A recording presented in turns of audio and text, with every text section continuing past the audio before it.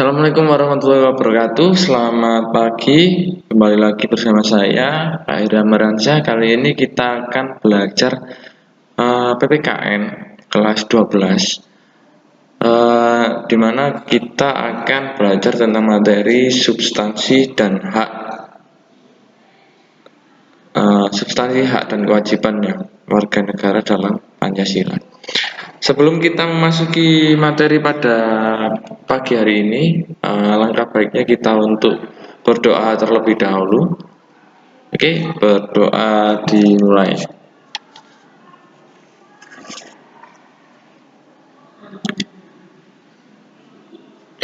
Oke, berdoa selesai.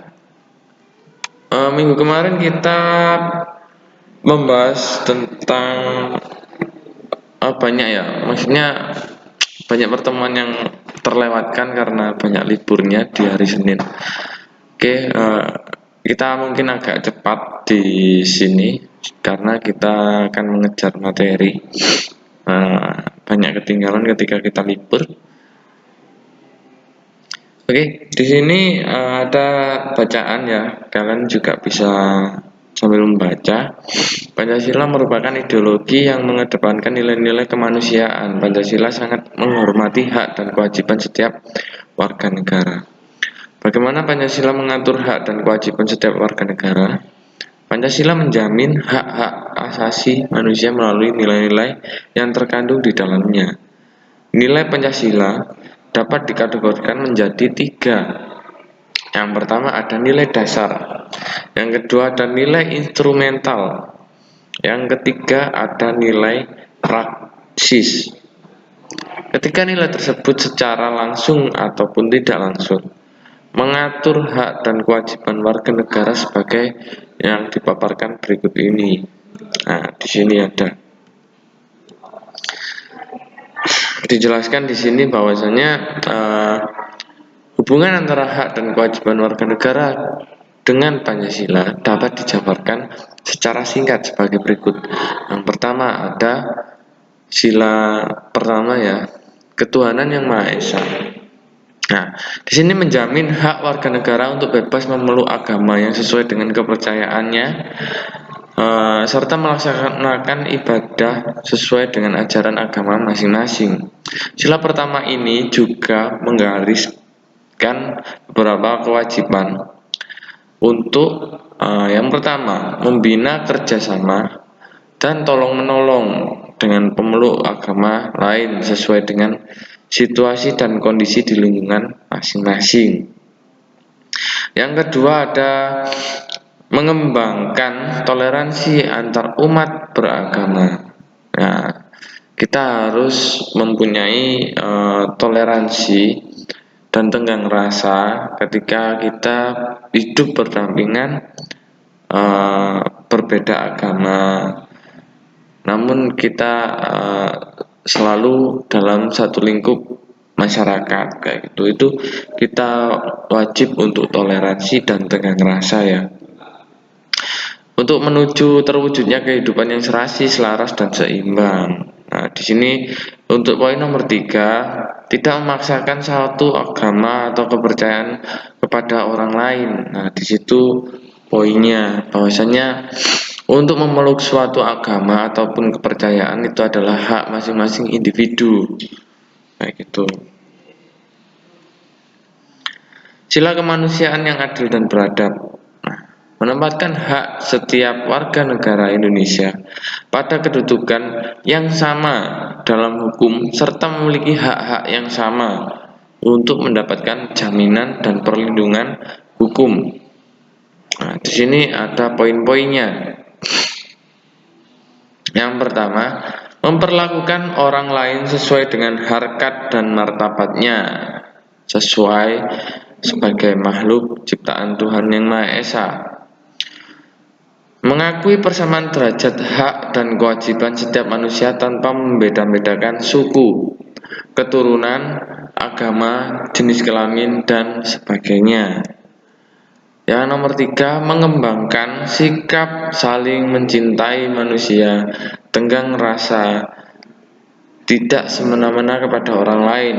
Yang nomor 4, melakukan berbagai kegiatan kemanusiaan. Contohnya salah satu kalau misal kalian ada kegiatan amal, salah satu contohnya kayak kemarin waktu pandemi COVID, kita ada kegiatan kemanusiaan, salah satunya adalah membagikan masker secara gratis, terus membagikan hand sanitizer, kayak gitu. Itu salah satunya.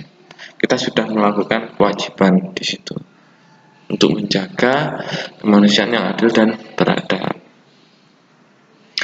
Yang nomor 3, Persatuan Indonesia. Ini menjamin hak-hak setiap warga negara dalam keberagaman yang terjadi kepada masyarakat.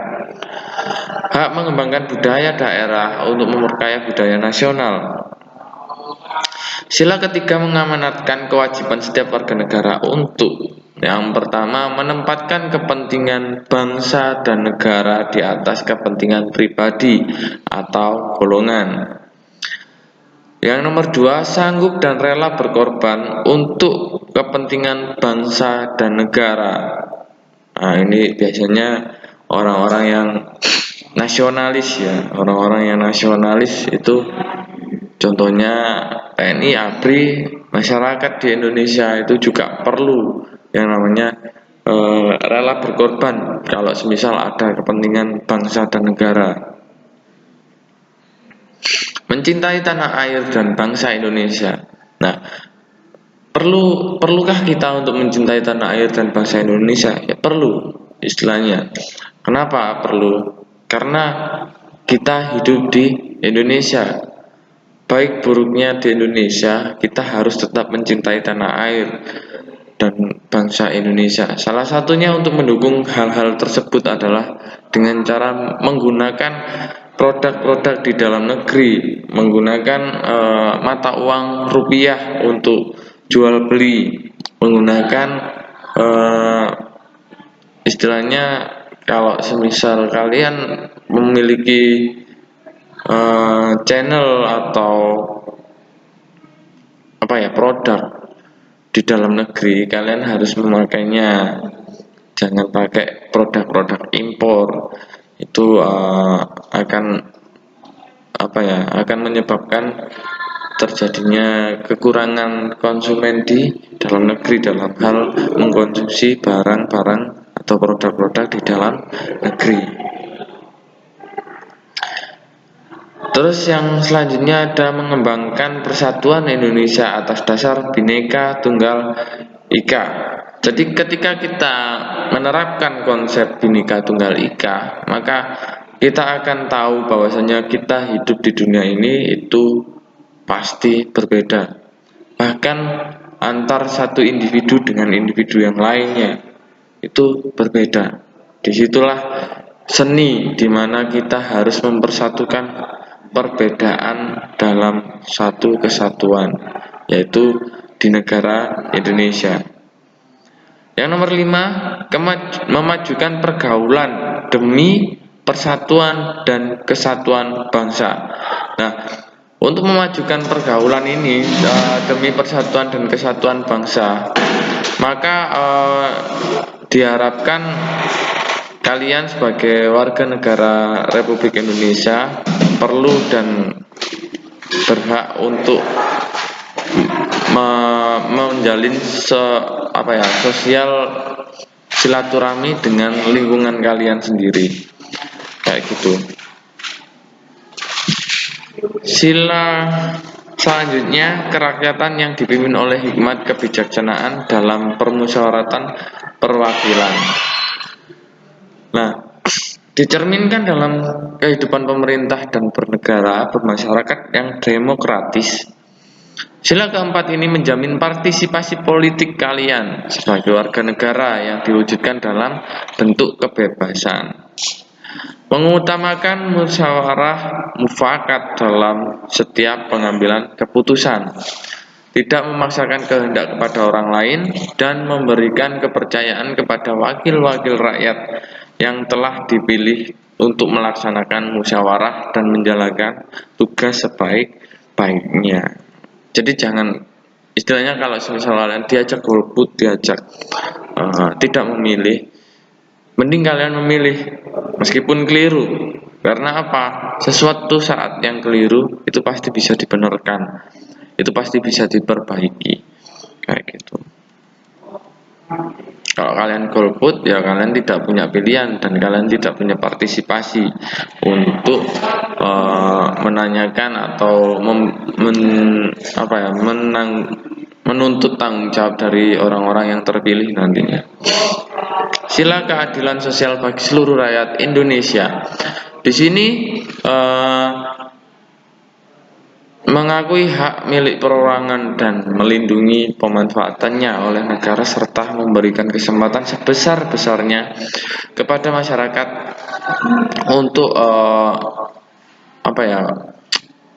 berkeadilan sosial bagi seluruh rakyat Indonesia. Jadi kalian harus tetap mengemban sikap gotong royong, kekeluargaan dengan masyarakat yang ada di lingkungan sekitar kalian. Yang nomor 2 ada tidak melakukan perbuatan yang merugikan kepentingan umum dan suka bekerja keras.